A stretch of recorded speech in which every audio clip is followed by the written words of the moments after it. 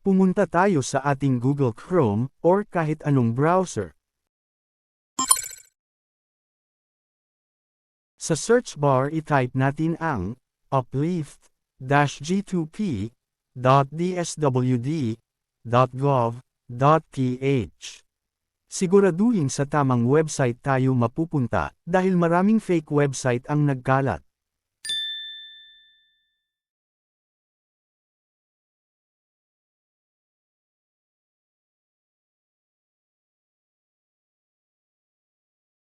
Pagpasok natin sa site, bubungad sa atin ang privacy notice, pindutin lang natin ang continue. Pindutin ang sign in with eGov.ph.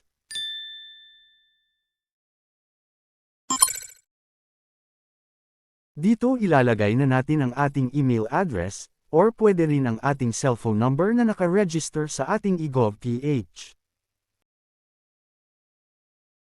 After mailagay ang email or cellphone number, pindutin na natin ang continue. Dito ilagay na natin ang OTP na sinend sa ating email or cellphone number.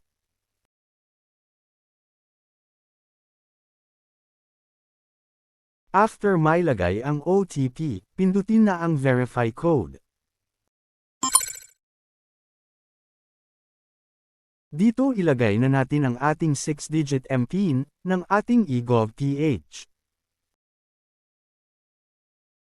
At pindutin ang sign in.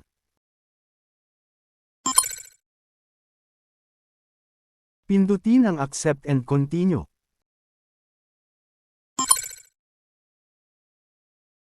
Ngayon naman kailangan na natin maglagay ng ating financial details, para dyan na mismo isesend sa atin ang cash assistance. Piliin lang natin dito kung GCash, Landbank, at iba pang bank at e-wallet. Siguraduhin lang natin na sa atin mismo nakapangalan, ang e-wallet, or bank na ilalagay natin. Sa ngayon ang pipiliin ko ay GCash. Pindutin natin ang add.